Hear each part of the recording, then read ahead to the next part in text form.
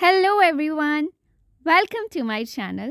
You're watching English Study with Shweta. आज की इस वीडियो में हम सीखेंगे इंग्लिश स्लैंग्स। नाउ इनको सीखना बहुत ज़्यादा इम्पॉर्टेंट हो जाता है क्योंकि इनका यूज़ नेटिव स्पीकर्स हमेशा ही करते हैं।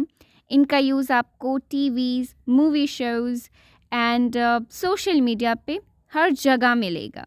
लेकिन एक बात का ध्यान रहे कि इनका यूज़ इनफॉर्मल या कैजुअल सेटिंग्स में करें। फॉर्मल सेटिंग्स में you don't have to use them. Alright, so let's get started. हमारा पहला स्लैंग है चीज़ी।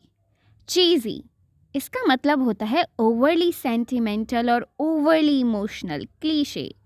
जब कोई चीज़ ज़्यादा ही सेंटिमेंटल कर दी जाती है, उस पर ज़्यादा ही इमोशंस दिखाए जाते हैं, ओवर हो जाता है ना एक लिमिट के बाद, फिर वो थोड़ा ड्रामा लगने लगता है, इनसिंसियर और बढ़ा चढ़ा कर उस चीज़ को देखा जाता है, तो उसे हम ड्रामा कहते हैं, right.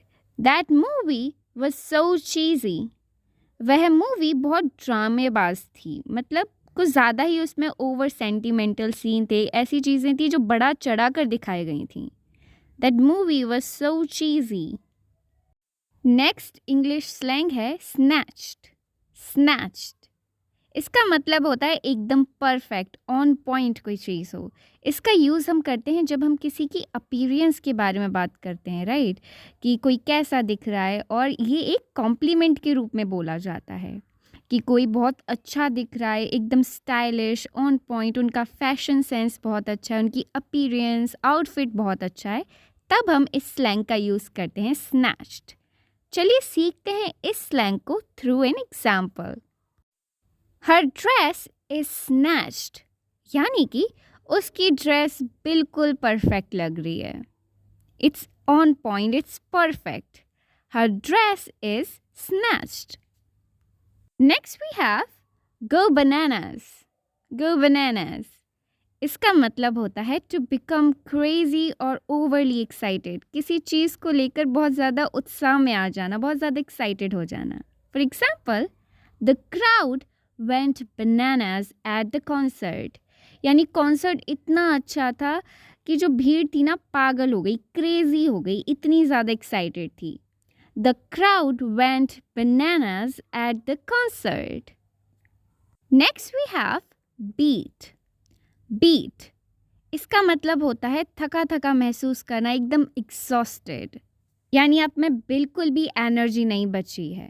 Okay, for example, I am so beat after that workout, यानी कि मैं वर्कआउट करने के बाद बहुत ज़्यादा थक गया हूँ। I am so tired, I am exhausted की जगह आप बोल सकते हैं I am so beat. Alright, I am so beat after that workout. Then we have a very interesting slang, low-key. Low-key इसका मतलब होता है काम को ऐसे करना कि किसी को मालूम ना पड़े, एकदम गोपनीय तरीके से, बहुत ही सटल तरीके से। जब आप बिल्कुल चुपचाप बिना ऑब्वियस हुए किसी चीज़ को एडमिट करते हैं, किसी काम को करते हैं, तब हम इस स्लैंग का यूज़ करते हैं, low-key. Alright? I low-key love this movie, यानी कि मुझे ये फिल्म बहुत पसंद है। आपको पसंद ज़रूर है यहाँ पर, लेकिन आप ये बात ओपनली एडमिट नहीं करेंगे, ठीक है।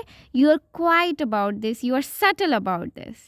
आई lowkey love this movie. Then we have noob. Noob इसका हम यूज़ करते हैं जब हम बोलना चाहते हैं कि कोई बहुत ही नौसिखिया है, नया नया है, इनएक्सपीरियंस है किसी चीज़ में। खासकर जब हम गेमिंग की बात करते हैं या ऑनलाइन प्लेटफॉर्म्स की बात करते हैं, और अगर किसी को वो इतने अच्छे से ऑपरेट करना नहीं आता, मान लीजिए किसी को गेमिंग इतने अच्छे से नहीं आती, तो हम उसको क्या कहते हैं, इनएक्सपीरियंस। और स्लैंग की भाषा में noob is very common. Noob it means inexperienced. For example, don't be such a noob इसका मतलब है इतना नौसिखिया मत बनो, don't be such a noob. Then we have hangry.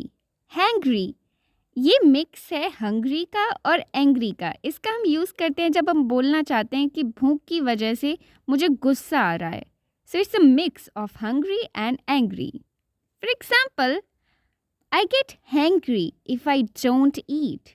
यानी कि अगर मैं नहीं खाता हूँ तो मैं चिड़चिड़ा हो जाता हूँ, मुझे गुस्सा आने लगता है. I get hangry if I don't eat. Alright? Spill the tea. Spill the tea. इसका मतलब होता है गॉसिप बताना या सीक्रेट्स बताना, शेयर करना. Spill the tea. चलिए यूज़ करते एग्जाम्पल में. Come on, spill the tea about last night. चलो कल रात की गॉसिप बताओ. Alright? या फिर come on, spill the tea about meeting. Meeting में क्या गॉसिप हुई वो बताओ. Bougie. Bougie. इसका मतलब होता है लग्जीरियस लाइफस्टाइल, यानी कोई जो बहुत ही हाई क्लास लाइफस्टाइल जीता हो लेकिन उनका जो बिहेवियर है ना वो बड़ा हम्बल है, विनम्र है. For example, she lives such a boujee lifestyle. उसका लाइफस्टाइल बहुत हाई फाई है. Then we have ghost. Ghost इसका मतलब होता है to suddenly stop all communication with someone.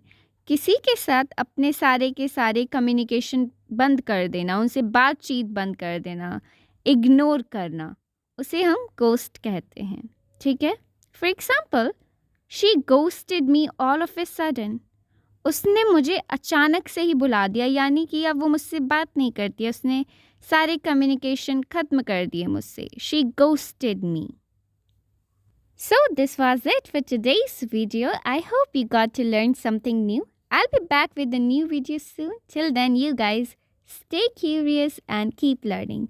And don't forget to hit the like button and subscribe my channel to stay updated.